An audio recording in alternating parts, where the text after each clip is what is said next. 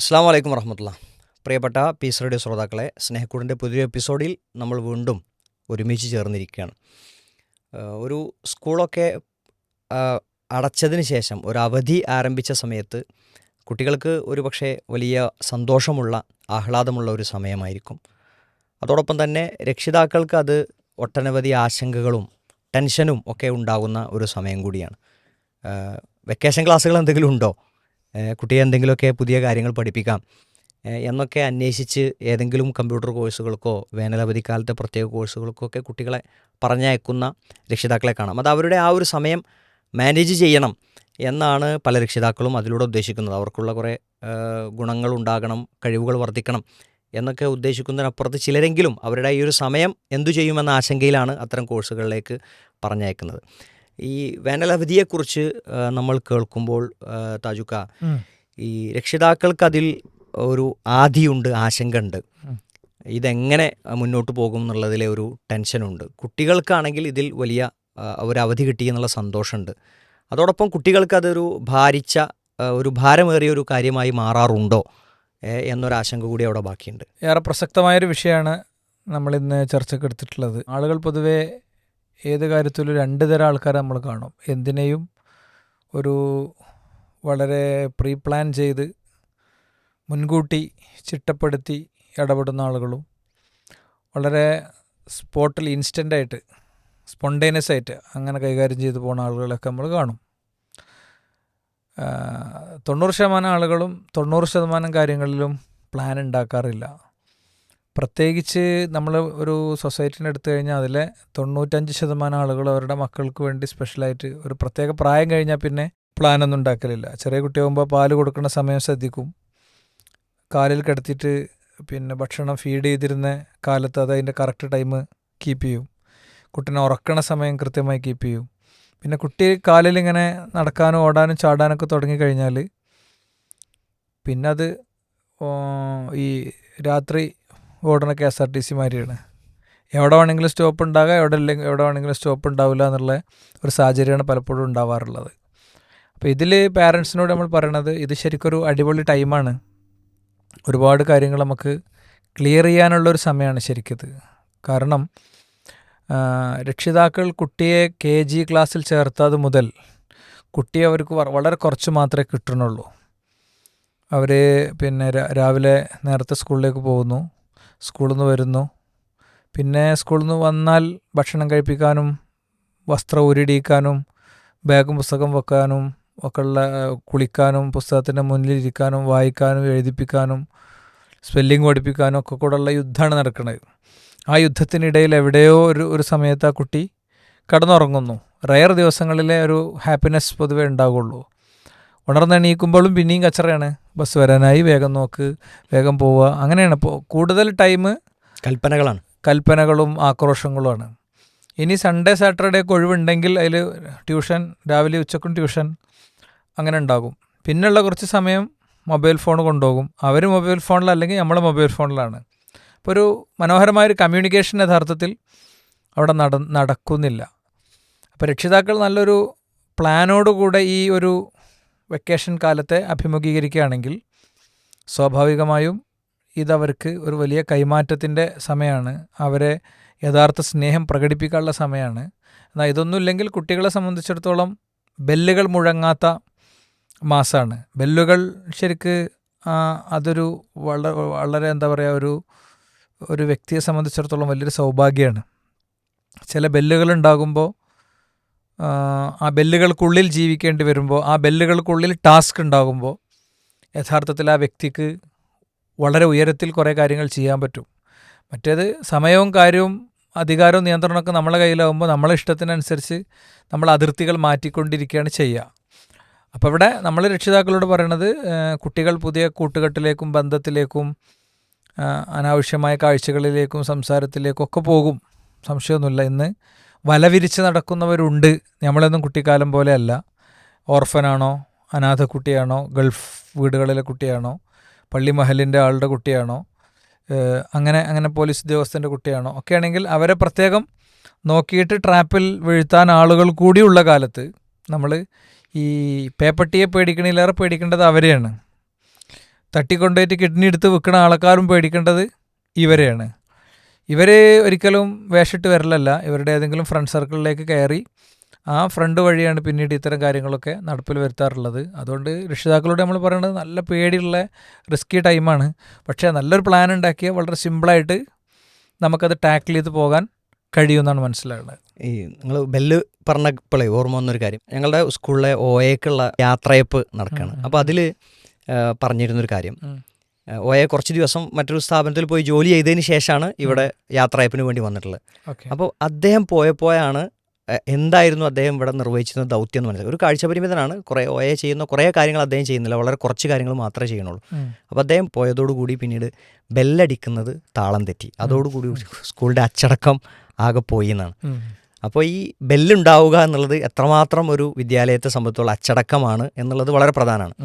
അതോടൊപ്പം ഈ ബെല്ല് കഴിഞ്ഞതിന് ശേഷം കുട്ടികൾ സ്കൂളിൽ നിന്ന് വരുന്നത് വരെ അവർ മൊബൈൽ ഫോണോ മറ്റൊന്നും ഉപയോഗിക്കുന്നില്ല എന്നൊരു സമാധാനം രക്ഷിതാക്കളെ സംബന്ധിച്ചോളം ഉണ്ട്. ഇനി വെക്കേഷൻ ആയിക്കഴിഞ്ഞാൽ ആ ഒരു ചിട്ട പൊട്ടുകയാണ്. ഏത് സമയത്തും കുട്ടികൾക്ക് ഫോൺ ഉപയോഗിക്കാം എന്നൊരവസ്ഥയിലേക്ക് വരുന്നതും രക്ഷിതാക്കൾക്ക് വലിയ ആശങ്കയുണ്ട്. യെസ്, പ്രസക്തമായൊരു ഭാഗമാണ്. നമ്മൾ പ്ലാൻ ഉണ്ടാക്കുമ്പോൾ പാരൻസ് വളരെ കൃത്യമായ പ്ലാൻ ഉണ്ടാക്കേണ്ട ഒരു കാര്യം തന്നെയാണ് മൊബൈലുമായിട്ട് ബന്ധപ്പെട്ടത്. കാരണം ഈ വേനലവധിയുടെ ഒരു മഹാഭൂരിപക്ഷം കൊണ്ടുപോകാൻ പോകുന്നതും ഈ കുട്ടിയുടെ ഭാവിയെ തന്നെ തകർക്കുന്നതുമായൊരു സംഭവമാണത്. അപ്പോൾ അതിൽ ഒന്നാമത്തെ കാര്യം ഞാനൊന്ന് നമ്പറിട്ട് പറയുകയാണെങ്കിൽ 6 കാര്യങ്ങൾ പറയാം. ഒന്ന്, ഒഴിവു സമയം ധാരാളം കിട്ടുന്നുണ്ട്, അത് അനാവശ്യമായി ഉപയോഗിക്കും. 10 മണി മുതൽ 4 മണി വരെ ഫോണിൽ തൊടാൻ അവസരം കിട്ടാത്ത കുട്ടിക്ക് സ്വാഭാവികമായിട്ട് ഇത് കിട്ടുകയാണ്. ഇനി വീട്ടിൽ വന്നാൽ തന്നെ കുട്ടിക്ക് ഹോംവർക്കുകൾ ഉണ്ടായിരുന്നു, പഠിക്കേണ്ടതുണ്ടായിരുന്നു, ആ സമയമൊക്കെ ഫ്രീ ആണ്, 100% ആ സമയമൊക്കെ ഫ്രീ ആണ്. അപ്പോൾ അത് ആ നിലക്ക് ഒഴിവ് സമയം എന്നുള്ളത് കുട്ടികളെ സംബന്ധിച്ചിടത്തോളം ആദ്യം അത് ടൈം പാസ്സായിട്ട് മാറും, പിന്നെ അത് ഡെയിലി ഹാബിറ്റായി മാറും, പിന്നെ അത് അഡിക്ഷനായിട്ട് മാറും. അതോടൊപ്പം തന്നെ ഒരു ബ്രെയിൻ കെമിസ്ട്രി ഉണ്ട്, ഒരു ഡോപ്പമിൻ ലൂപ്പ് എന്നുള്ളൊരു സിറ്റുവേഷൻ ഉണ്ട്. അതെന്താണ്, നമ്മൾ ഒരു കണ്ടൻറ്റ് അങ്ങനെ കണ്ട് തുടങ്ങുമ്പോൾ അത് കൊടുക്കുന്നൊരു ആവേശം ഉണ്ടാകും, ഒരു ആസ്വാദനം ഉണ്ടാകും. അപ്പോൾ നമുക്ക് ഓരോ കാര്യത്തിലും സന്തോഷവും ആവേശവും ഭയമൊക്കെ ഉണ്ടാകുന്നത് തലച്ചോറ് ഉൽപ്പാദിപ്പിക്കുന്ന ചില ഹോർമോണുകളാണ് അതിൻ്റെ കാരണം. ഡോപ്പമിൻ എന്നാണ് പൊതുവേ ആ ഹോർമോണിന് പറയുക, അതുകൊണ്ട് ഡോപ്പമിൻ ലൂപ്സ് എന്ന് പറയണത്. ഒരു പുഴയിലിങ്ങനെ ഒഴുകിപ്പോണ പുഴയിൽ ഒരു ചുഴി രൂപപ്പെട്ടാൽ ആ ചുഴിയിൽ എന്തെങ്കിലും ഒരു കമ്പോ കരടോ കടലാസോ ചെടിയോ മരമോ ഒക്കെ പെട്ടാൽ അതിങ്ങനെ ഇട്ട് കറക്കിയിട്ട് താഴ്ത്തുമല്ലോ, അതേ അവസ്ഥയാണ്. നമ്മളിങ്ങനെ ഒരു സാധനം കണ്ട് പിന്നെ ഇങ്ങനെ കണ്ട് അപ്പോൾ ഈ ഡോപ്പമിൻ ലെവൽ ഭയങ്കരമായി കൂടും. അപ്പോൾ അതിലേക്കുള്ളൊരു ടെൻഡൻസി ഉണ്ടാകും, ചെറിയ സമയത്ത് നിന്ന് അതൊരു വലിയ മണിക്കൂറുകളിലേക്ക് പോകും. മൂന്നാമത്തെ ഒരു കാര്യം എൻലെസ് കണ്ടൻ്റാണ്, തീരാത്ത കണ്ടൻ്റ് ഉണ്ടാകും. അതായത് ഒരു കുട്ടി ഇങ്ങനെ കയറിയിട്ട് കാണുന്നത് എന്താണ്, കാർ റേസാണ് കാണുന്നത് വിചാരിക്കുക. കാർ റേസ്, അപ്പോൾ നമ്മൾ പാരൻ്റ് ഒന്ന് നോക്കുമ്പോൾ കാർ റേസാണ്, പ്രശ്നമൊന്നുമില്ല എന്നാൽ വിചാരിക്കുക. ഒക്കെ പോട്ടെ, അല്ലെങ്കിൽ ആ കുട്ടി എന്താണ് ഇപ്പോൾ സ്പോക്കൺ ഇംഗ്ലീഷിൻ്റെ ഒരു സാധനമാണെന്ന് വിചാരിക്കുക കാണുന്നത്, അപ്പോൾ അത് സ്പോക്കൺ ഇംഗ്ലീഷ് അല്ലേ, ഭയങ്കര യൂറോപ്യന്മാർ ഇംഗ്ലീഷ് പറഞ്ഞമാതിരി പറയുന്നതാണ് വിചാരിക്കുക. ഇത് ഏത് സാധനവും ഒരു അമിതമായാൽ അമൃതവും വിഷമാണല്ലോ. അപ്പോൾ സ്വാഭാവികമായിട്ടും ഈ കണ്ടൻറ്റുകളിലൊക്കെ അതിൻ്റെ ഡോപ്പമൈൻ ലെവൽ അത്ര തന്നെ ഭയങ്കര സംഭവമാവില്ല. ഏതെങ്കിലും സിനിമയോ അല്ലെങ്കിൽ സെക്സ് കണ്ടൻറ്റുകളോ ഒക്കെ ആകുമ്പോൾ ഈ പറയുന്ന ഹോർമോൺ ലെവൽ കുറച്ചും കൂടിയും കുറവായിരിക്കും, ഇതിനേക്കാളും അവിടെ കുറച്ച് കൂടുതലായിരിക്കും. പക്ഷേ ഇവിടെയും ഇത് ഒരുപാട് മുന്നോട്ട് പോകുമ്പോൾ ഈ കണ്ടൻറ്റ് നിൽക്കണില്ല, അതിങ്ങനെ നീളുകയാണ്. ആ നിലക്കും നമ്മളെന്ത് ചെയ്യും, ഫോണിൽ തന്നെ ആയിപ്പോകാനുള്ള സാധ്യത ഉണ്ട്.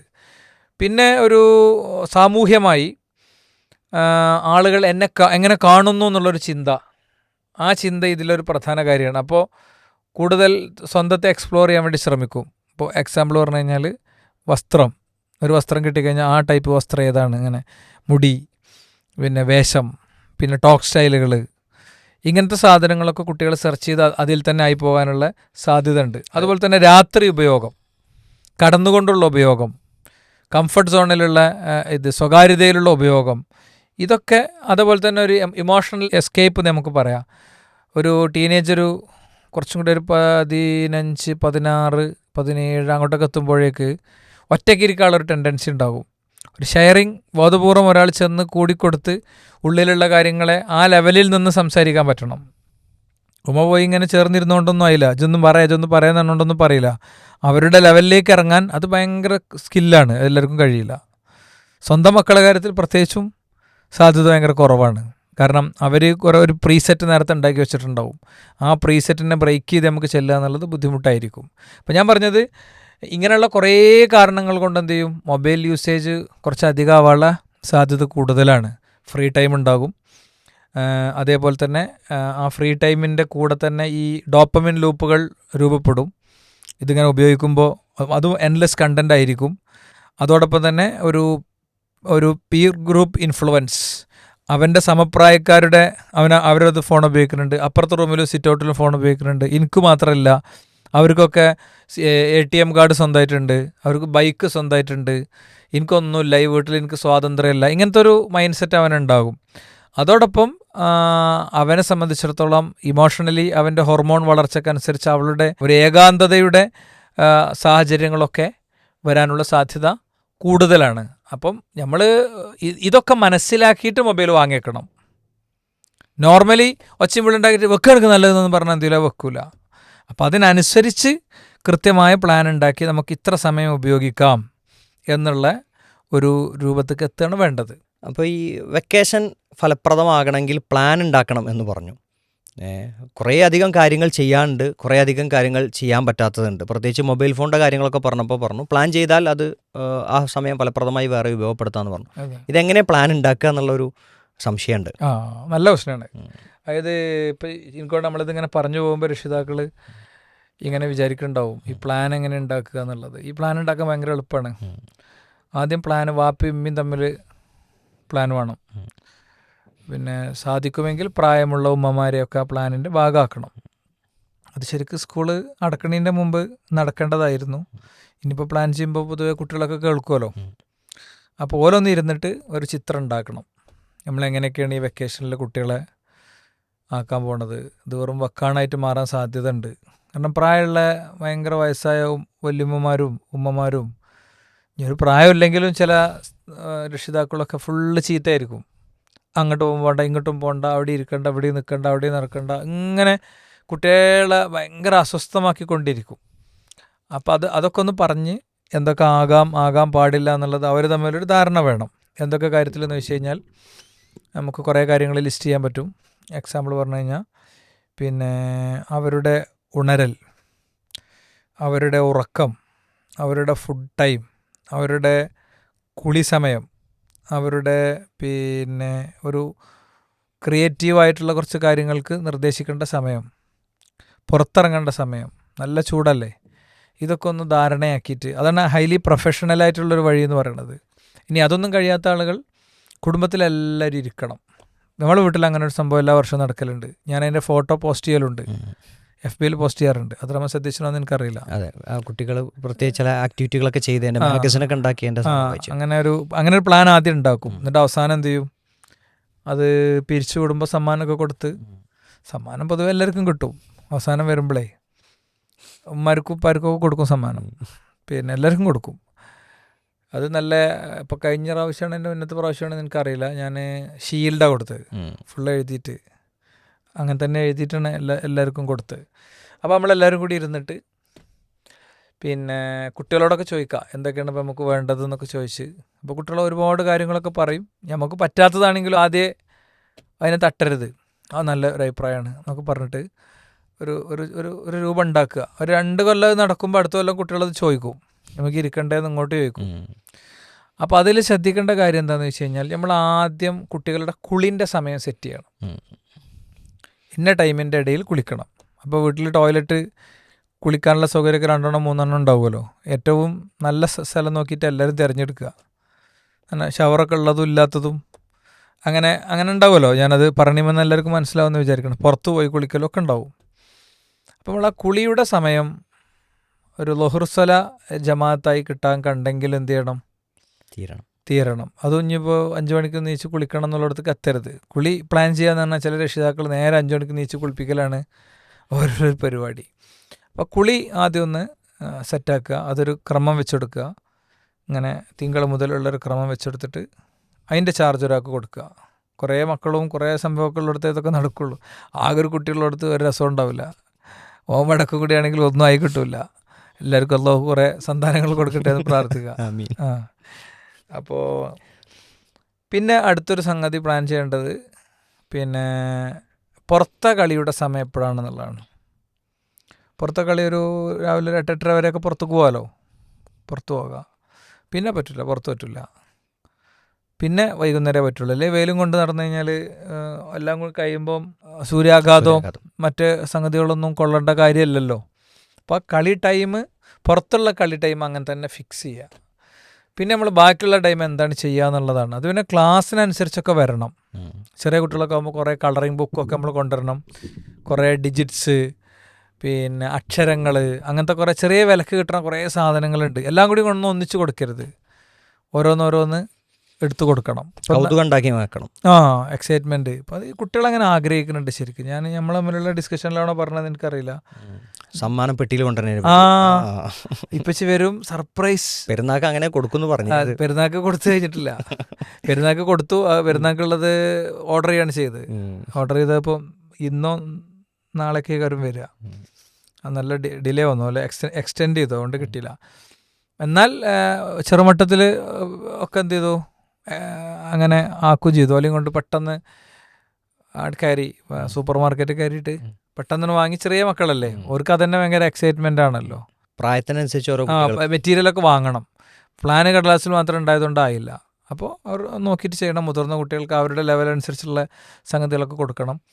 വരക്കാൻ പറ്റും, തുന്നാൻ പറ്റും, അതേപോലെ തന്നെ ക്രാഫ്റ്റ്, അതേപോലെ തന്നെ എന്തെങ്കിലുമൊക്കെ ഫിസിക്കൽ ബോഡിയുള്ള സാധനങ്ങൾ, ലോറി ഉണ്ടാക്കുക, മണ്ണുകൊണ്ടുള്ള സാധനങ്ങൾ ഉണ്ടാക്കുക, ഇങ്ങനത്തെ കുറേ കാര്യങ്ങൾ യഥാർത്ഥത്തിൽ ചെയ്യാൻ പറ്റും. സമ്മർ കസ്റ്റ് എന്നുള്ള പേരിലൊരു പുതിയ വലിയൊരു സംഭവം വരുന്നുണ്ട്. അത് രക്ഷിതാക്കൾ അതറിയില്ലെങ്കിൽ എന്ത് ചെയ്യണം, ഫീഡ്ബാക്ക് വഴി ചോദിച്ചോളൂ. നിങ്ങൾക്കത് എന്നെ സംബന്ധിച്ച ഡീറ്റെയിൽസ് കിട്ടുന്ന ഗ്രൂപ്പിലേക്കോ വ്യക്തികളിലേക്കോ നിങ്ങൾ ഡയറക്റ്റ് ചെയ്യപ്പെടും. അപ്പോൾ നമ്മൾ നിസ്കാരം പ്ലാൻ ചെയ്തു, കുളി പ്ലാൻ ചെയ്തു, പിന്നെ ഫുഡിൻ്റെ ടൈമും ഫുഡിൻ്റെ മെനുവും കൂടിയും ചർച്ച ചെയ്യണം. സ്പെഷ്യൽ ഫുഡ് നമുക്ക് ഏതൊക്കെ വേണ്ടത്, മന്തി, മല്ലൂത്ത്, കുറേ പറയും കുട്ടികളൊക്കെ പറഞ്ഞോട്ടെ, എല്ലാതും പറഞ്ഞോട്ടെ. ചില വീടുകളിലൊക്കെ ഇതിൽ പരിമിതികളുള്ള വീടുകളുണ്ടാവും. സംഗതി കുറച്ച് മഞ്ഞപ്പൊടി ഇട്ട് കൊടുത്താൽ ചെറിയ കുട്ടികൾക്കൊക്കെ അത് ബിരിയാണിയാണ്, അല്ലാണ്ട് തക്കാളിയും കൂടിയും കട്ട് ചെയ്തിട്ടാൽ മതി. സംഗതി ചെറിയ കുട്ടികളെ മാനേജ് ചെയ്യാൻ ഇപ്പോൾ അതൊക്കെ എത്രയൊക്കെ വേണ്ടു. ഞാൻ പറഞ്ഞത് നമ്മളെ ശ്രോതാക്കളിൽ എല്ലാത്തരം ആളുകളും ഉണ്ടാവും. ഇത് പറയുമ്പോൾ അങ്ങനെ ഒരു വെറുംചോറ്റിൽ മഞ്ഞപ്പൊടി ഇട്ടിട്ട് തക്കാളി കട്ട് ചെയ്തിട്ട് കൊടുക്കേണ്ടുന്ന ഉമ്മമാരുണ്ടല്ലോ എന്ന് എന്ത് ചെയ്യണം, എല്ലാവരും ആലോചിക്കണം. നമ്മുടെ ശ്രോതാക്കളൊക്കെ ആലോചിക്കണം. ഇപ്പോൾ വിസ്റ്റം യൂത്ത് ട്രീറ്റ് പദ്ധതി ആയിട്ട് മുന്നോട്ട് പോകുന്നുണ്ട്. ഒരു വീട്ടിലെ ഒരു മാസത്തെ ചിലവ് നമ്മുടെ വക 2000 രൂപ. അങ്ങനെയാണെങ്കിൽ 5 മാസം എടുക്കുക, 10 മാസം എടുക്കുക, എത്ര മാസം എടുക്കുക. ഒരു വിശദമായ പദ്ധതിയാണ്. അതിൽ ഒക്കെ നമ്മൾ കാണുന്ന വ്യക്തികൾ എന്ന് പറഞ്ഞാൽ അത്രയും ദരിദ്രരാണ്. അതിദരിദ്രരൊന്നും ഇവിടെ അല്ലാന്ന് പഞ്ചിന് വേണ്ടി ആര് പറഞ്ഞാലും അങ്ങനെ ഉണ്ട് എന്ന് നമ്മൾ കാണിച്ചു കൊടുത്തോളാം. ഒന്ന് പറഞ്ഞാൽ മതി, ഓല അത് ഏറ്റെടുക്കാൻ റെഡിയാണെങ്കിൽ നമ്മൾ ചൂണ്ടി കാണിച്ചു കൊടുത്തോളാം. അപ്പം ഞാൻ പറയാൻ ശ്രമിച്ചത് ഇങ്ങനെ ഒന്ന് ഇരുന്നിട്ട് എന്ത് ചെയ്യണം, അതൊക്കെ എഴുതി രേഖപ്പെടുത്തണം. ഫുള്ള് ഓരോന്നിനോരോ ചുമതല കൊടുക്കണം. പിന്നെ അയലിൽ അലക്കിയത് കൊണ്ടുപോയിടാനും ഉണങ്ങിയത് തിരിച്ചു കൊണ്ടുവരാനും, പിന്നെ അടിച്ചു വരുന്നതിൻ്റെ മുമ്പ് മൊത്തം കളിപ്പാട്ടങ്ങൾ പൊറുക്കാനും. ഈ സാധാരണ കുട്ടികൾ സ്കൂളിലുള്ള സമയത്ത് ചെയ്യാതിരുന്ന കാര്യങ്ങളടക്കം ഈ വെക്കേഷൻ സമയത്ത് കുട്ടികളുടെ ജോലികളായി ചുമതലപ്പെടുത്തണം. എന്നിട്ട് ചെയ്യാത്തതിന് കുറ്റമൊന്നും പറയരുത്. അങ്ങനെ വെറുതെ കഴിഞ്ഞാലും തന്നെ വെറുതെ അങ്ങനെ ആക്കിയിട്ട് ഒരു സാധനം ചെയ്തിട്ടില്ല, ഒക്കെ അവസാനം ഞാൻ തന്നെ ചെയ്യേണ്ടിരുന്നൊക്കെ പറയും. ഇതൊന്നും ചെയ്യാൻ വേണ്ടിയല്ല, ഇതൊക്കെ ഒരു പരിപാടിയാണ് സംഭവം. എല്ലാതും 100% നടക്കുമൊന്നുമില്ല. എന്തെങ്കിലുമൊക്കെ ഒന്ന് നടന്നാലും മൊത്തം നടന്ന മാതിരിയാണ് എന്ത് ചെയ്യേണ്ടത്, പ്രസൻറ്റ് ചെയ്യേണ്ടത്. എന്നിട്ടൊരു ചാർട്ട് പേപ്പറൊക്കെ വെച്ച് അതൊക്കെ ഒന്ന് ടിക്ക് ചെയ്ത് പോയാൽ ഉമ്മാൻ്റെ ഇപ്പാൻ്റെയൊക്കെ പേരുണ്ടായാൽ നല്ലതാണ്. ഉമ്മാക്കുള്ള ഡ്യൂട്ടിയൊക്കെ കൊടുക്കണം, ചോറുണ്ടാക്കുക, അങ്ങനെ ഉമ്മാൻ്റെ ഡ്യൂട്ടിയൊക്കെ തീരുമാനിക്കണം, വാപ്പാൻ്റെ ഡ്യൂട്ടിയൊക്കെ തീരുമാനിക്കണം. നമ്മളാ നടക്കണാണ്ട് എഴുതിയാൽ മതി. എന്നാൽ പിന്നെ ഒക്കെ നമ്മളിത് ഫുള്ള് ടിക്ക് വീണോളൂ. പുതിയ സാധനങ്ങളൊന്നും എഴുതിങ്ങാണ്ട് വെറുതെ സ്വീപ്പ് ഉണ്ടാക്കാൻ പോണ്ട. അപ്പോൾ അത് പദ്ധതി നമുക്ക് മോണിറ്റർ ചെയ്യാൻ കഴിയില്ല. അല്ല, പദ്ധതി മോണിറ്ററിങ് ഉണ്ട്, അത് വലിയ ചുമതല. എൻ്റെ കോർഡിനേറ്റർ, കണ്ടക്ടർ, അഡ്വൈസർ, അങ്ങനെയൊക്കെ ഓരോ പേരെടുക്കുക. അങ്ങനെ കൊടുക്കന്നെ ഓരോ പേരും കൊടുക്കുക. പിന്നെ മാർക്കൊക്കെ കൊടുക്കുമ്പോൾ 1000, 10,000 ഒക്കെ കൊടുക്കണ്ടേ. 1000 പോയിന്റ്, 10,000 പോയിന്റ്, 5000 പോയിന്റ്, അങ്ങനെ പോയിൻ്റൊക്കെ ഇടാൻ സ്ഥലം വേണം. എന്നിട്ട് ഒന്ന് ബാലൻസ് ചെയ്ത് പോകണം. അങ്ങനെ ഇപ്പം മറ്റേ ജയിക്കും, ഇപ്പം ജയിക്കൂല, അങ്ങനെ ഉണ്ടല്ലോ. 3 പോയിന്റ് പിന്നിലായി 2 പോയിന്റ് മുന്നിലായി എന്ന് പറഞ്ഞിട്ട് ഇങ്ങനെ ഒരു ബാലൻസ് ചെയ്ത് കൊണ്ടുപോകണം. അവിടെ ഒരു ഡോപ്പമിൻ ലൂപ്പ് ഉണ്ട്, സന്തോഷം ഉണ്ട് അതിലേക്ക് ഇങ്ങനെ നോക്കുമ്പോൾ. ആ രീതിയിൽ പോവുക. കുറച്ച് സ്റ്റിക്കറൊക്കെ കൊണ്ടുവന്ന് വെക്കുക, സ്റ്റിക്കറൊക്കെ ഒട്ടിക്കുക. പിന്നെ കുട്ടികളുടെ കൂടെ നമ്മളൊരു ടൈം ഒന്ന് സ്പെൻഡ് ചെയ്യാൻ വേണ്ടി ശ്രമിക്കുക. ആ പോയിന്റ് എനിക്ക് വലിയ ആവേശത്തിൽ പറയാനുള്ള കപ്പാസിറ്റി ഇല്ല. ഈ ഉറക്കം തീരുമാനിക്കണം എന്ന് പറഞ്ഞത് വളരെ പ്രധാനപ്പെട്ട ഒരു കാര്യമാണ്. ഇപ്പോൾ കുട്ടികളോട് നമ്മൾ നേരത്തെ ഉറങ്ങണമല്ലോ, 9 മണിക്കല്ലേ നമ്മൾ ഉറങ്ങേണ്ട സമയം, സാധാരണ അങ്ങനെയാണ് പറയാറുള്ളത്. 9 മണിക്ക് ഉറങ്ങണമല്ലോ കുട്ടികൾ, ചെറിയ കുട്ടികൾ എന്ന് പറയുമ്പോൾ, അല്ല നാളെ സ്കൂളില്ലല്ലോ, സ്കൂളിൽ പോകണ്ടല്ലോ, അപ്പം ഇനി 10 മണിക്കായാലും 11 മണിക്കായാലും ഒന്നും പ്രശ്നമല്ല എന്ന മൈൻഡിലേക്ക് ചെറിയ കുട്ടികൾ, പ്രീ പ്രൈമറി കുട്ടികൾ വരെ അങ്ങനെ ചിന്തിക്കുന്നുണ്ട്. അത് വിഷയമാണ്. അതിപ്പോൾ ആ പോയിന്റ് സ്നേഹയോട് പറയാനുള്ള യോഗ്യത പ്രശ്നം നമുക്കുണ്ട്, അങ്ങനെ വിഷയമുണ്ട്. അതായത് നേരത്തെ ഉറങ്ങണം അങ്ങനെയൊക്കെ പറയാൻ നമ്മൾ പൊതുവെ എല്ലാവരും ഉറക്കം ലേറ്റാണല്ലോ. നമുക്ക് ലൈഫിലില്ലാത്ത കാര്യങ്ങൾ പറയുമ്പോൾ ഒരു ഉള്ളിലൊരു പിടുത്തുണ്ടാവും. അതുകൊണ്ട് ആ പോയിന്റ് എങ്ങനെ പറഞ്ഞാലും ശരിയാവില്ല. അത് നിങ്ങൾ കണ്ട് പറഞ്ഞോളേ. അതല്ല, കുട്ടികളുടെ ഉറക്കം അവരുടെ ആരോഗ്യത്തെയും ഒക്കെ നന്നായി ബാധിക്കുന്നുണ്ട്. പിറ്റേ ദിവസത്തെ അവരുടെ ക്രിയേറ്റീവായ ചിന്തയെയും വർക്കിനെയും ഒക്കെ സാരമായി ബാധിക്കുന്നുണ്ട്. മറ്റേത് ഒരാവശ്യത്തിന് വേണ്ടിയല്ല ഒരിക്കലും കുട്ടികൾ നൈറ്റിൽ ഉറക്കമൊഴിക്കണത്. ഇപ്പോൾ താജുക്കയാണെങ്കിലും ഇപ്പോൾ ഞാനാണെങ്കിലും ഒക്കെ ഉറക്കം ഒഴിക്കേണ്ടി വരുന്നത് ഏതെങ്കിലും ഒരു യോഗങ്ങളിൽ പങ്കെടുത്തോ അല്ലെങ്കിൽ അങ്ങനത്തെ ആലോചനകളിലോ പങ്കെടുക്കുന്നതുകൊണ്ടാണ്. അതിനൊരു റീസൺ ഉണ്ട്. കുട്ടികളുടെ ഉറക്കത്തിൻ്റെ വൈകുന്നതിൻ്റെ കാരണം അതല്ല, വെറുതെ സംസാരിക്കുക കളിക്കുകയൊക്കെയാണ്. അപ്പോൾ പിറ്റേ ദിവസം നല്ല ഊർജ്ജത്തോടു കൂടി കളിക്കാം, നേരത്തെ ഉറങ്ങിയാൽ അതിനനുസരിച്ച് ഗുണം ഉണ്ടാവും എന്ന പോയിന്റ് ഉൾക്കൊണ്ടുകൊണ്ട് രക്ഷിതാക്കൾ പറഞ്ഞാൽ കുട്ടികളത് അംഗീകരിക്കും. അല്ലേ, നമ്മൾ വിട്ടുപോയൊരു കാര്യം ഈ ഫോണിൻ്റെ ടൈമാണ്.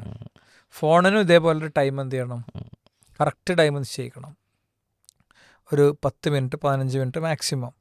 ആ 15 മിനിറ്റിൽ തോണ്ടാൻ അവസരം കൊടുക്കരുത്. അവിടേക്ക് ഒരു അസൈൻമെൻറ്റും ഉണ്ടാക്കി കൊടുക്കണം. ആ സമയം കഴിഞ്ഞാൽ വാങ്ങി വെക്കണം. ഇനി എത്ര മുതിർന്ന കുട്ടികളാണെങ്കിലും അതവിടെ വെക്കണം എന്ന് പറഞ്ഞാൽ വെക്കണം. അത് വൈകിയ ടൈമൊക്കെ അവിടെ എഴുതിയേക്കും വേണം. വൈകിയ ടൈമൊക്കെ എഴുതിച്ച് അങ്ങനെ കുറച്ചൊരു കൺട്രോളിൽ കൊണ്ടുപോകണം. ഈ കുട്ടിക്കളിയല്ല സോഷ്യൽ മീഡിയ എന്നുള്ള ക്യാമ്പയിൻ, അത് ഒന്ന് നമ്മളെല്ലാവരും ശ്രദ്ധിക്കണം. ശരിക്കും തുടങ്ങി കോഴിക്കോട്ട് നിന്നാണ് ആരംഭിച്ചത്. കഴിഞ്ഞ സൺഡേ ആയിരുന്നു തുടക്കം. 29 സൺഡേ, മാർച്ച് 29 സൺഡേ ആയിരുന്നു തുടക്കം. അപ്പോൾ അതിൽ തന്നെ കുറച്ച് വിഷയങ്ങളൊക്കെ പ്രസൻറ്റ് ചെയ്തിട്ടുണ്ട്. ഇനി കൂടുതൽ നല്ല സംഗതികളൊക്കെ വരും. അപ്പോൾ അത് കുറച്ച് സ്ട്രിക്റ്റായി പിടിക്കേണ്ടതാണെന്നുള്ള കാര്യത്തിൽ സംശയമില്ല. അപ്പോൾ ഈ 15 മിനിറ്റ് സമയം എന്നുള്ളത് അവരുടെ ഒരു സാധാരണ ഒരു പക്ഷേ രക്ഷിതാക്കളൊക്കെ ഇപ്പോൾ കൊടുത്തൊരു സമയമായിരിക്കും. ഈ സമ്മർ ക്വസ്റ്റിൽ അവർക്ക് ലൈവ് ക്ലാസ്സുകൾ കേൾക്കാനുള്ള ചെറിയൊരു സമയം ഉണ്ടാവും. അപ്പോൾ ആ ലൈവ് ക്ലാസ് കേൾക്കുന്ന സമയത്ത് അത് നമ്മുടെ പ്ലാനിൽ കൃത്യമായിട്ട് എഴുതണം. സമ്മർ ക്വസ്റ്റിൻ്റെ ടൈം അത് ശനിയാഴ്ച ദിവസം ഇന്ന സമയത്താണ്. വ്യത്യസ്ത പ്രായത്തിലുള്ള കുട്ടികൾക്ക് വ്യത്യസ്ത സമയത്തായിരിക്കും. ആ സമയം നോക്കിയിട്ട് അതിൽ ആ ടൈം കൂടി നമ്മുടെ പ്ലാനിൽ എഴുതണം. മാത്രമല്ല, രക്ഷിതാക്കൾ ഇതുവരെ കുട്ടികളെ സമ്മർ ക്വസ്റ്റിന് എൻറോൾ ചെയ്യിപ്പിച്ചിട്ടില്ല എന്നുണ്ടെങ്കിൽ പീസ് റേഡിയോയുടെ കോഴ്സ് ഓപ്ഷനിൽ പോവുക. അവിടെ സമ്മർ ക്വസ്റ്റ് എന്ന് കാണും. ആ സമ്മർ ക്വസ്റ്റിൽ ക്ലിക്ക് ചെയ്ത് എൻറോൾ നൗ എന്ന് ക്ലിക്ക് ചെയ്ത് നമ്മൾ കോഴ്സിലേക്ക് എൻറോൾ ചെയ്യണം. അതാണ് അതിൻ്റെ രജിസ്ട്രേഷൻ. അതിൽ തന്നെ നമ്മുടെ വ്യത്യസ്ത പ്രായത്തിലുള്ള കുട്ടികളെ വേറെ വേറെ പ്രൊഫൈലുകൾ ഉണ്ടാക്കി അവരുടെ ഓരോ പ്രൊഫൈലിലും പ്രത്യേകമായി നമ്മൾ അതിലേക്ക് എൻറോൾ ചെയ്യിപ്പിക്കണം. ഇപ്പോൾ ഈ മദ്രസ UP ക്ലാസ്സിലെ കുട്ടികൾക്കാണ്. സമ്മർ ക്വസ്റ്റിലെ ഒരു ഭാഗം അത് LP ക്ലാസ്സിലെ കുട്ടികൾക്കാണ്. അങ്ങനെയാണ് നമ്മളിപ്പം പോകുന്നത്. അതിലിപ്പം അതേപോലെ പ്രാദേശികമായിട്ട് ഫിസിക്കൽ ക്ലാസ്സുകൾ വിഷൻ സ്റ്റുഡൻസിൻ്റെ നേതൃത്വത്തിൽ നടക്കുന്നുണ്ടല്ലോ.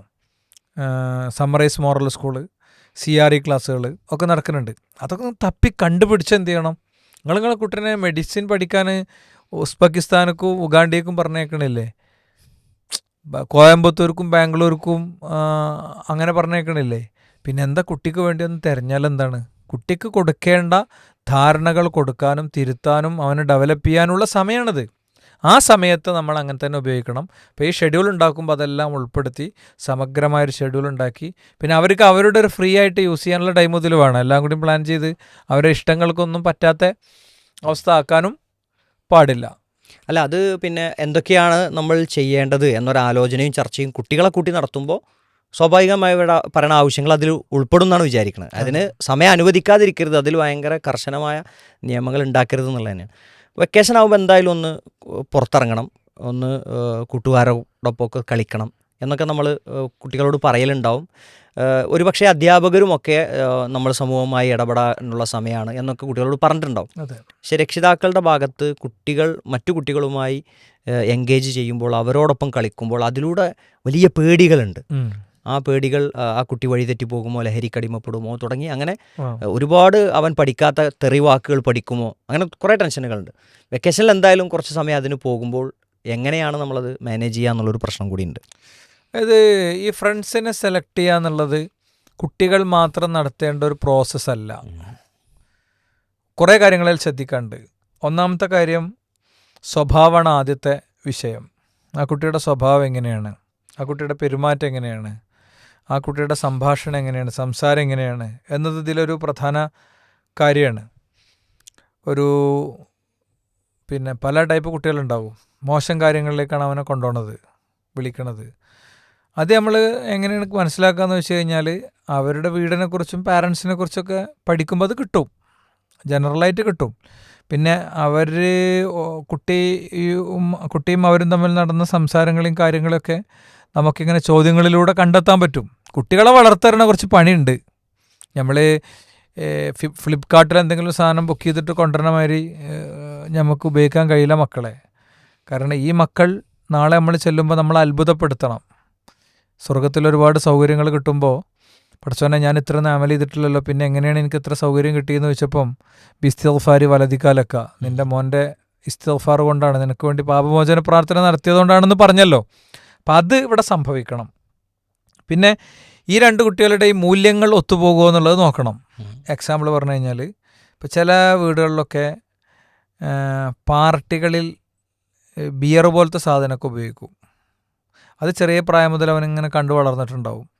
അപ്പോൾ ചെറിയ പ്രായം മുതൽ ഇത്തരമൊരു ലഹരി പാനീയം ഉപയോഗിക്കുന്നത് കണ്ടൊരു കുട്ടിയെ സംബന്ധിച്ചിടത്തോളം ഒരു സ്പ്രൈറ്റ് കുടിക്കണ മൈൻഡേ അതിനോട് ഉണ്ടാവുള്ളൂ. അപ്പോൾ അതുകൊണ്ട് തന്നെ ഈ കുടുംബങ്ങൾ അവരുടെ മൂല്യങ്ങളെ എങ്ങനെ കാണുന്നു എന്നത് ഭയങ്കര പ്രധാനമാണ്. അവരിപ്പോൾ ഒന്നിച്ച് സിനിമക്കൊക്കെ പോകുന്ന ടീമായിരിക്കും. സ്വാഭാവികമായിട്ടും അങ്ങനത്തെ ഒരാളെടുത്ത് അവൻ ഭയങ്കര ഹാർഡായിട്ടുള്ള പിന്നെ ചെറിയ പ്രായത്തിൽ ബന്ധങ്ങളിലേക്ക് എത്തുമ്പോൾ അതവനെ സ്വാധീനിക്കാനുള്ള സാധ്യത കൂടുതലാണ്. അതേപോലെ തന്നെ മറ്റൊരു കാര്യം, ഈ കുട്ടിക്ക് എത്ര ഇൻഫ്ലുവൻസ് പവർ ഉണ്ട്, നമ്മളെ മോനെ എത്രത്തോളം അയാളുടെ വരുതിയിലാക്കും എന്നുള്ളത് ഭയങ്കര പ്രധാനമാണ്. നമ്മളെ കുട്ടിയുടെ നന്മകൾ അങ്ങോട്ട് കൊടുക്കുക, ആ കുട്ടിയുടെ നന്മ ഇങ്ങോട്ട് എടുക്കുക എന്നല്ലാതെ നമ്മളെ കുട്ടി നല്ല നിലക്ക് പോയൊരു കുട്ടിയാണ്, പിന്നെ അവൻ്റെ കൂടെ ഫ്രണ്ടായതോടുകൂടെ പ്രശ്നമായി എന്ന് വരുന്നില്ല നമ്മൾ ഉറപ്പ് വരുത്തണം. അൽമർ ഓല ദീനി ഖലീലിഹി, ഒരാൾ തൻ്റെ കൂട്ടുകാരൻ്റെ ആശയത്തിലായിരിക്കും എന്നാണ്. അപ്പോൾ മുടിയൊക്കെ ശരിക്കും വെട്ടീനെ കുട്ടി ഇവൻ്റെ അടുത്ത് നിന്ന് ഓൻ പറഞ്ഞിട്ടൊന്നുമല്ല, ഓനെങ്ങനെ കണ്ട് പിന്നെ ആ മുടി വേറെ കോലാക്കുക, പാൻറ്റ് വേറെ കോലാക്കുക. ഇവിടുന്ന് അവനൊന്നും കിട്ടിയതുമില്ല, അവൻ്റെ വേസ്റ്റൊക്കെ ഇങ്ങോട്ടും. നോർമലി നമ്മളെ നാട്ടിൽ സംഭവിക്കുന്ന ഒരു കാര്യമാണത്. അതുപോലെ തന്നെ ഈ കുട്ടി ഇടപെടുന്ന എല്ലാ ഏരിയകളും, ഇവൻ്റെ ഫ്രണ്ട്സ് ആരൊക്കെയാണ്, എവിടെയൊക്കെയുള്ള കുട്ടികളാണ്, ഇവരെവിടെയൊക്കെയാണ് എൻഗേജ് ചെയ്യണത്, ഇവരുടെ ഗ്രൗണ്ട് എങ്ങനെയാണ്, ഇവർ പോണ വീടുകൾ എങ്ങനെയാണ്, അങ്ങനെയുള്ള കാര്യങ്ങളൊക്കെ എന്ത് ചെയ്യണം, ഈ കുട്ടികളുടെ അടുത്തൊക്കെ എത്ര പൈസ വരുന്നുണ്ട്, അങ്ങനത്തെ കാര്യങ്ങളും ഒന്ന് പരിശോധിച്ച് പോകുക എന്നുള്ളത് പ്രധാനമാണ്. എവിടേക്കാണ് കളിക്കാതിരിക്കുന്നത്, വർത്തമാനം പറയാതിരിക്കുന്നത്, ആരാണ് പൈസ എന്തെങ്കിലും സാധനങ്ങൾ വാങ്ങുമ്പോൾ കൊടുക്കാറുള്ളത്, ആ കാര്യങ്ങളൊക്കെ രക്ഷിതാക്കൾക്ക് അറിയണം, 100% അറിയണം. അതൊക്കെ വെരിഫൈ ചെയ്യണം. അതേപോലെ തന്നെ നല്ല തുറന്ന സംഭാഷണം ഉണ്ടാവണം. എന്താ നിൻ്റെ പ്ലാൻ, നീ ഇപ്പോൾ അങ്ങോട്ട് അവിടെ പോയിട്ട് എന്താണ് പ്ലാൻ, എങ്ങനെയാണ് കാര്യം, എന്താണ്, എപ്പോഴാണ് തിരിച്ചു വരിക, അപ്പോൾ വിശ്വാസമല്ല നീ എന്ത് ചെയ്യും, ഇങ്ങനെ നമ്മൾ ഇത് ശീലാക്കാൻ പറ്റില്ല. അപ്പോൾ ഒരു കളിക്ക് പോകണതിന് കുഴപ്പമൊന്നുമില്ല, കളി കാണണമെങ്കിൽ വിഷയമല്ല, കാണാം, പക്ഷേ എങ്ങനെയാണ് ഉണ്ടല്ലോ അങ്ങനെ. എന്നാൽ കുട്ടിക്ക് അതൊരു ഭയങ്കര തടവറയായിട്ട് ഫീൽ ചെയ്യാനും പാടില്ല. കൃത്യമായ കാരണം അവനെ ബോധ്യപ്പെടുത്തിക്കൊണ്ട് ഈ പറഞ്ഞ സമ്മറൈസ് മോറൽ സ്കൂളിലും CREയിലൊക്കെ പോണ ഒരു കുട്ടിക്കത് ബോധ്യപ്പെടും. അതിനുള്ള സോഫ്റ്റ്വെയർ ഡെവലപ്പ് ആയിട്ടുണ്ടാവും തലച്ചോറിൽ. ചോദിക്കുകയല്ല ചില കാര്യങ്ങളൊന്നും. DJ നൈറ്റ്സ് ഉണ്ട്. ഇപ്പോൾ എൻ്റെ മോൻ്റെ സ്കൂളിൽ പിന്നെ ട്യൂഷൻ സെൻറ്ററിൽ ഭയങ്കര DJ പരിപാടിയൊക്കെ ഉണ്ട്. ഞാൻ പോകണില്ല എന്ന് ആദ്യം പറഞ്ഞു. ഞാൻ ഭയങ്കര ഒരു പഠിച്ചവനെ സ്തുതിച്ചു. എന്നാലും ഫുട്ബോൾ ഉണ്ട്, അതിന് പോട്ടെ എന്ന് ചിലപ്പോൾ ചോദിക്കുമ്പോൾ നമ്മൾ പറയാം, അപ്പോൾ പോയിക്കോ, ആരപ്പോൾ പോണത്, എപ്പോഴവിടെ എത്തുക, എങ്ങനെ ഇങ്ങോട്ട് പോരുക, എന്താണ് പരിപാടി. അങ്ങനെയൊക്കെ ചെയ്താലും നമ്മളത് വേറെ ക്രോസ് വെരിഫൈ ചെയ്യണം. കുട്ടികളെ നമ്മൾ ക്രോസ് വെരിഫൈ ചെയ്ത്, അപ്പോൾ അത് നമ്മളങ്ങനെ ചെക്ക് ചെയ്യുമെന്ന് വരുമ്പോൾ തന്നെ അവരുടെ ആ ടീനേജിലെ മറ്റു പ്രചോദനങ്ങളൊന്നും ആക്ടിവേറ്റ് ആകൂല. അങ്ങനെ ഒരു സൗകര്യം അതിന് ഉണ്ടാകും. പിന്നെ കൂട്ടുകാരുടെ എണ്ണമല്ല പ്രധാനം, ക്വാണ്ടിറ്റി അല്ല ക്വാളിറ്റിയാണ് പ്രധാനം. കുറേ ഫ്രണ്ട്സിനെ ഉണ്ടാക്കുക എന്നുള്ളതല്ല, അവനെ വൈജ്ഞാനികമായും ധാർമ്മികമായും മെച്ചുവേർഡ് ആക്കാവുന്ന, നയിക്കാവുന്ന, ഗൈഡ് ചെയ്യാവുന്ന, ലീഡ് ചെയ്യാവുന്ന, കൂടെ കൂട്ടാവുന്ന ആളുകളെ കണ്ടെത്തുക എന്നുള്ളതാണ്. അതോടൊപ്പം ചില തിരിച്ചറിവുകൾ പഠിപ്പിച്ചു കൊടുക്കുക. ഇപ്പോൾ ചെറിയ കുട്ടികളാണെങ്കിൽ ടച്ച് ചെയ്യാൻ പാടില്ലാത്ത സ്ഥലങ്ങൾ, ടീനേജിലേക്ക് കടക്കുമ്പോഴാണെങ്കിൽ അവർ അപകടപ്പെടാൻ സാധ്യതയുള്ള കാര്യങ്ങൾ. ഇപ്പോൾ 7ാം ക്ലാസ്സിലെ കുട്ടികൾ പോയി ഇന്നലെ. അപ്പോൾ ബോയ്സിനെയും ഗേൾസിനെയും നമ്മൾ വേറെ വേറെ ഇരുത്തിയിട്ട് ഒക്കെ പറഞ്ഞു കൊടുത്തു എല്ലാ കാര്യങ്ങളും. നിങ്ങളുടെ സെയിം കാറ്റഗറിയിൽപ്പെട്ട പുരുഷൻ സ്ത്രീ ഇങ്ങനത്തെ ഒരു സ്പേസിൽ വരാൻ പറ്റിയ നിങ്ങളെ പാരൻസിന് ചിലപ്പോൾ ധാരണ ഉണ്ടാവില്ല. നിങ്ങൾ കുടുംബ വീടുകളിൽ പോകുമ്പോൾ ഉണ്ടാകാൻ സാധ്യതയുള്ള കാര്യങ്ങൾ ഓക്കെ. അപ്പം അത് 90% കുട്ടികൾക്കും അതൊക്കെ അറിയും, ഇങ്ങനെയൊക്കെ ഉണ്ട് എന്നുള്ളത് അറിയാം. അവരുടെ ഫേസിൽ നിന്ന് നമുക്ക് മനസ്സിലാവുമല്ലോ. അതൊന്നും അറിയാത്ത പാവങ്ങളുണ്ട്, എന്താ ഈ മാഷ് പറയണു എന്ന് ചിന്തിക്കണേ. നമ്മൾ അങ്ങനെ തോന്നിയ ആളുകളൊന്ന് വേറെ പുറത്തേക്കൊക്കെ ഒന്ന് വിളിച്ചു, എല്ലാ കാര്യങ്ങളും അവർക്ക് പറഞ്ഞു കൊടുത്തു. അപ്പോൾ അങ്ങനത്തെ ഒരു റെഡ് ഫ്ലാഗുകൾ, അപകട സാധ്യതയുള്ള കാര്യങ്ങൾ എന്ത് ചെയ്യണം, അവർക്ക് കൃത്യമായി പറഞ്ഞു കൊടുക്കണം. അതോടൊപ്പം തന്നെ പാരൻ്റ് അവനറിയാതെ അവനെ വാച്ച് ചെയ്യുക എന്നുള്ളത് പ്രധാനമാണ്. അവൻ്റെ റൂം, അവൻ്റെ ബാഗ്, അവൻ്റെ പാൻസ് കൈയിട്ട് വെക്കുക. പാൻസിൻ്റെ ഉള്ളിൽ എന്തെങ്കിലും മെറ്റീരിയൽ ഉണ്ടോ, പിന്നെ അവൻ പോയതിൻ്റെ ശേഷം പോയ അതൊക്കെ വളരെ ഇൻഡയറക്റ്റായിട്ട് അവൻ കണ്ടാലൊരു സ്വാഭാവികത തോന്നുന്ന രീതിയിൽ വാച്ച് ചെയ്തുകൊണ്ടിരിക്കുക. പിന്നെ ഏറ്റവും ലാസ്റ്റത്തെ കാര്യം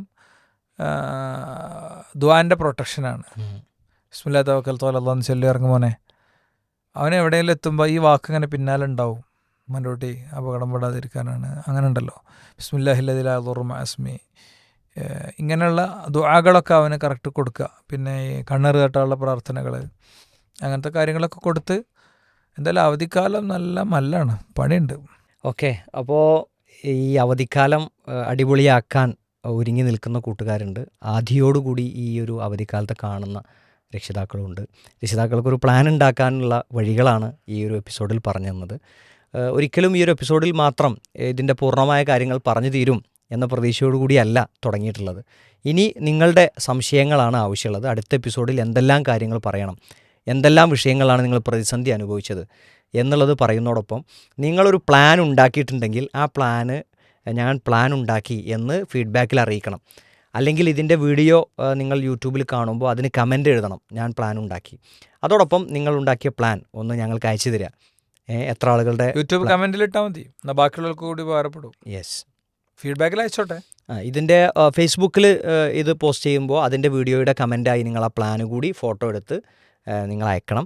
അതോടൊപ്പം 9020 840 എന്ന നമ്പറിലേക്ക് ഒന്ന് അയച്ചു തന്നാൽ സന്തോഷം. എത്ര ആളുകൾ, കൂടുതൽ വിശദാംശങ്ങളൊക്കെ അന്വേഷിക്കാമല്ലോ. ഓക്കെ, അപ്പോൾ അതൊന്ന് മുന്നോട്ട് പോകാം. അടുത്ത എപ്പിസോഡിൽ നമുക്ക് ഇൻഷാല്ലാ അത്തരം ബാക്കി കമൻറ്റുകൾ എടുത്തിട്ടും ഫീഡ്ബാക്കിൽ ചോദിച്ച സംശയങ്ങൾ എടുത്തിട്ടും അടുത്ത എപ്പിസോഡിൽ കുറച്ച് കൂടുതൽ കാര്യങ്ങൾ പറയാം. ഓഫ് കോഴ്സ്, ഇൻഷാല്ലാ. അപ്പോൾ തൽക്കാലം വിടവാങ്ങുന്നു. അസ്സലാമു അലൈക്കും വറഹ്മത്തുള്ളാഹി വബറകാതുഹു.